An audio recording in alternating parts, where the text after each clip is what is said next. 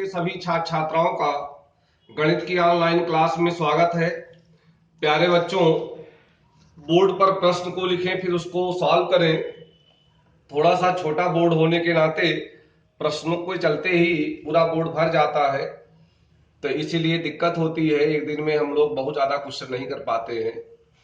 ध्यान दें, आज हम लोग एक्सरसाइज 1.3 में एक टॉपिक है कैसे हम लोग इनवर्स फलन या प्रतिलोम फलन निकालें।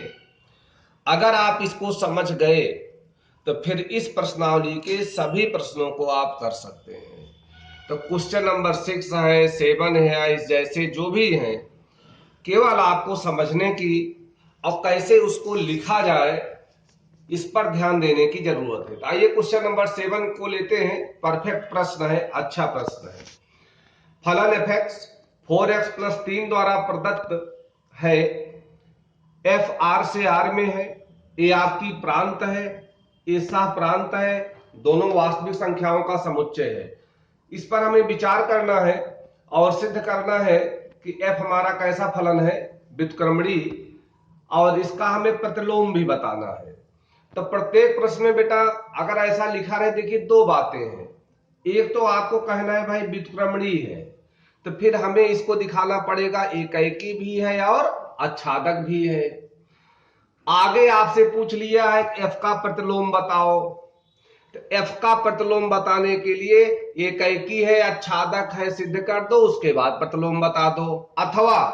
अथवा इसको सुनना ध्यान से, पहले आप एकैकी सिद्ध कर दो, फिर प्रतिलोम निकालने के लिए हमने परिभाषा में आपको बताया था, अगर f आपका फलन है a से b में, तो कोई न कोई एक फलन g का अस्तित्व इस प्रकार से हो जाए, g कहां से, b से a में, इस प्रकार की FOG क्या हो, एक तत्समक फलन हो, GOF क्या हो, तत्समक फलन हो, तब आप कहते थे f का इनवर्स कौन होगा, g।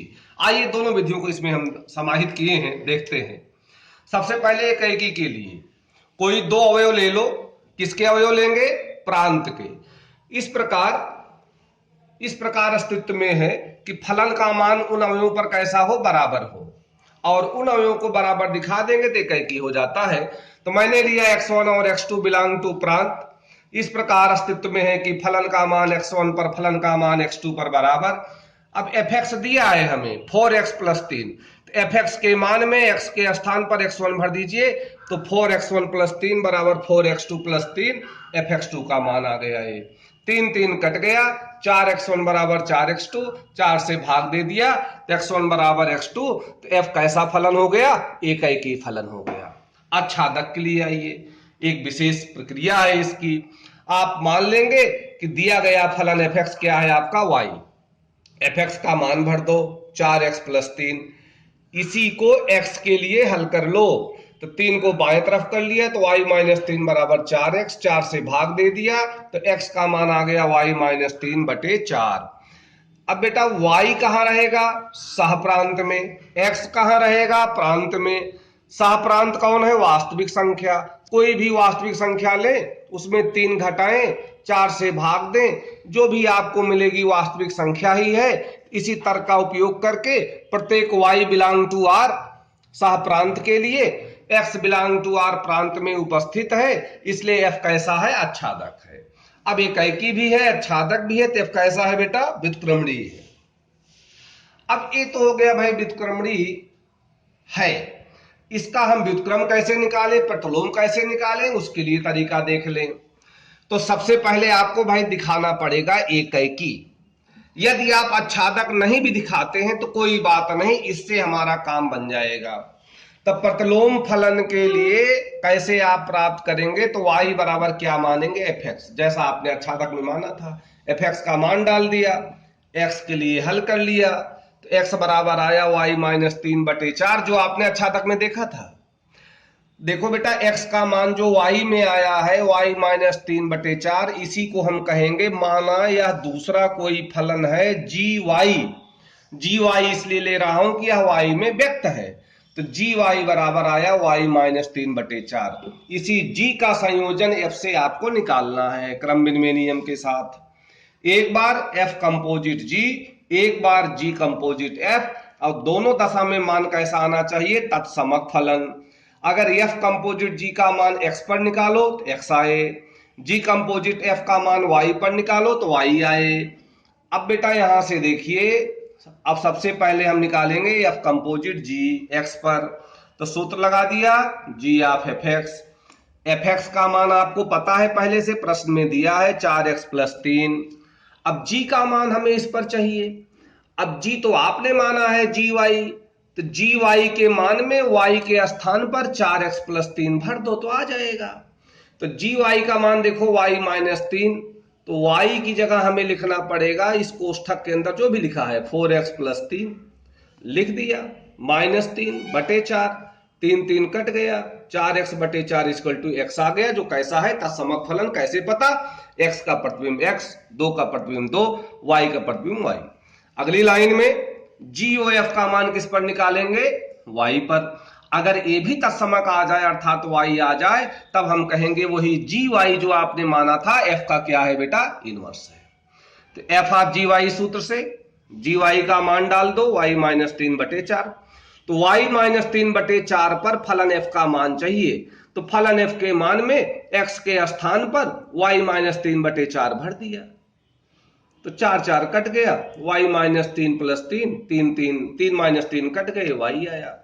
तब हम कह सकते हैं चूंकि gy हमारा y में व्यक्त है, तो इसलिए f इनवर्स y बराबर क्या हो गया, gy या y - 3। आप चाहें तो उत्तर अपना x में भी दे सकते हैं। f इनवर्स z लिखोगे जहां जहां y है z हो जाएगा, f इनवर्स x लिखोगे जहां जहां y है वहां x हो जाएगा। तो आप कह सकते हैं f इनवर्स x बराबर x - 3। तो बहुत अच्छी विधि है बेटा, एक प्रश्न इसको आपको कई बार सॉल्व करने पड़ेंगे, उसके बाद आप अन्य प्रश्नों को कर सकते हैं। उम्मीद करते हैं आज आप बैठेंगे समय निकाल के 1 घंटा, तो इस प्रश्नावली के सारे प्रश्नों को आप कर लेंगे। अगर कोई प्रश्न रुक जाता है, आपसे नहीं होता है, तो हमें आप बता देंगे, तो उसको मैं सॉल्व कर दूंगा। आइए क्वेश्चन नंबर 13 लेते हैं, बहुविकल्पी है। एक फलन है f, r से r में fx का मान यहां दिया है 3 - x की 3 की पावर 1/3। हमें निकालना है बेटा f कंपोजिट f। देखिए कैसे निकालते हैं f कंपोजिट f। किस पर निकालेंगे, कोई न कोई भाई अवयव लो प्रांत का, x लिया हूं, तो f ऑफ fx, fx का मान घेर दो 3 - x की 3 की पावर 1/3। अब फलन f का मान इस पर चाहिए, तो फलन f के मान में x के स्थान पर 3 - x की 3 की पावर 1/3 रखो। तो फलन fx का मान देखो यहाँ 3 है, उतार दिया, माइनस है, उतार दिया।